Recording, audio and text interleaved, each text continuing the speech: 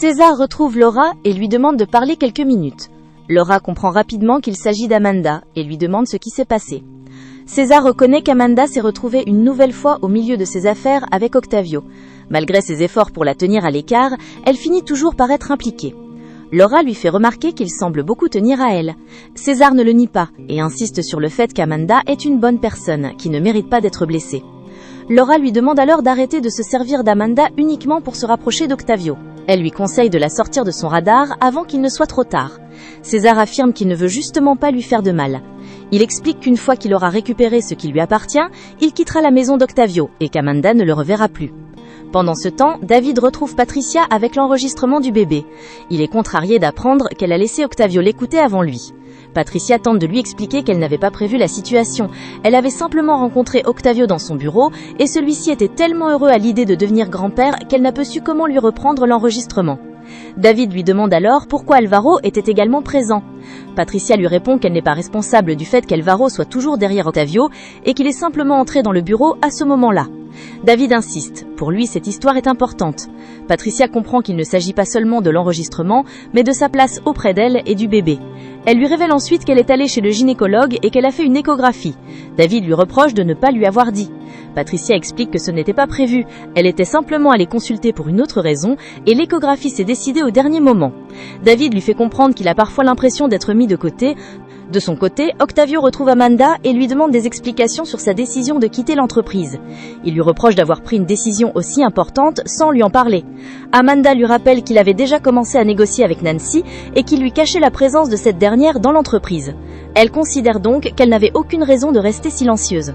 Octavio lui reproche également de ne pas avoir été honnête avec lui sur son projet de quitter l'entreprise pour se consacrer à la joaillerie. Amanda lui répond qu'elle avait le droit de choisir sa propre voie. Octavio change alors complètement de sujet et lui annonce qu'il a pris une décision concernant l'avenir du groupe Oramas.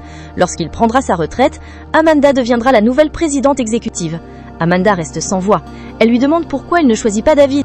Octavio explique que David n'a pas, selon lui, le caractère nécessaire pour diriger le groupe. Amanda, au contraire, a été préparée toute sa vie à prendre les commandes. Octavio lui demande alors d'imaginer ce qu'elle aurait pensé s'il lui avait annoncé cette nouvelle quelques mois plus tôt. Il est persuadé qu'elle aurait souri et l'aurait remercié, parce qu'au fond, c'est ce qu'elle avait toujours voulu. Amanda préfère cependant ne pas répondre et demande du temps pour réfléchir. Plus tard, Patricia lui annonce qu'elles ont un problème important. Elle refuse d'en parler au téléphone et lui demande de venir la rejoindre rapidement. À l'hôtel, Patricia retrouve Julia et lui demande pourquoi elle est sortie de sa chambre. Elle veut savoir si quelqu'un l'a vue ou si elle a parlé à quelqu'un. Julia explique qu'elle est simplement descendue chercher de la glace à la cafétéria. Patricia lui rappelle qu'il existe un service en chambre et qu'elles doivent absolument éviter de prendre des risques. Elle lui annonce ensuite qu'elles vont aller chez le gynécologue. Patricia veut désormais utiliser le gynécologue d'Eliseo pour leur projet. Mais lorsque les deux femmes exposent leur idée au médecin, celui-ci refuse catégoriquement.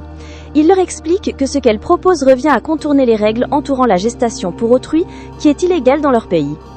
Patricia tente de le convaincre, elle lui explique que chacune des deux femmes aiderait l'autre et qu'elle pourrait régler cela discrètement, sans papier.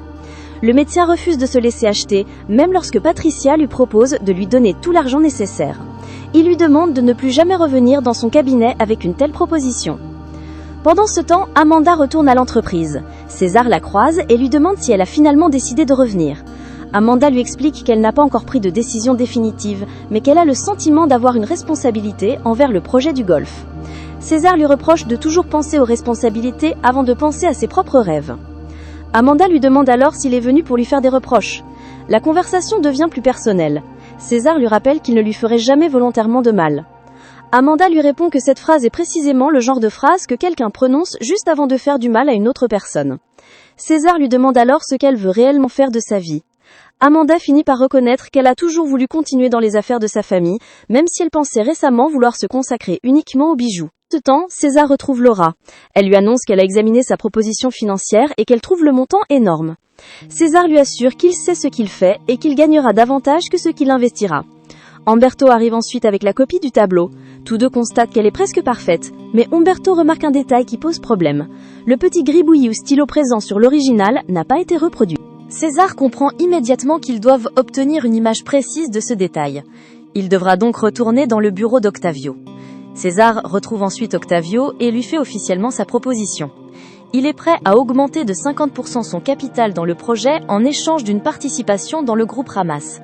Octavio trouve la somme considérable et lui demande ce qu'il attend en retour. César explique qu'il veut des actions dans le groupe. Octavio lui fait comprendre que sans accord, César ne participera pas au projet. César accepte de lui laisser le temps de réfléchir. Avant de partir, il attire l'attention d'Octavio sur le tableau accroché au mur. Il lui demande s'il a remarqué le petit gribouillis. Octavio lui répond que ce détail est précisément la chose la plus importante du tableau. César lui demande pourquoi. Octavio refuse de répondre et affirme qu'il s'agit d'une histoire très ancienne qui ne mérite pas d'être racontée. Pendant ce temps, Patricia et Julia reparlent du docteur Garay. Julia révèle à Patricia ce qu'elle sait sur lui. Autrefois, Garay fréquentait un club où plusieurs femmes travaillaient. Il aurait été particulièrement violent avec l'une d'elles, Lucretia, dont il était devenu obsédé. Lucretia aurait finalement disparu après être partie avec lui. Personne ne sait exactement ce qui lui est arrivé, mais certaines personnes soupçonnent Garay de l'avoir tué. Patricia comprend alors qu'elles ont affaire à un homme dangereux. Malgré tout, elle estime qu'elles n'ont pas d'autre choix que de continuer leur projet.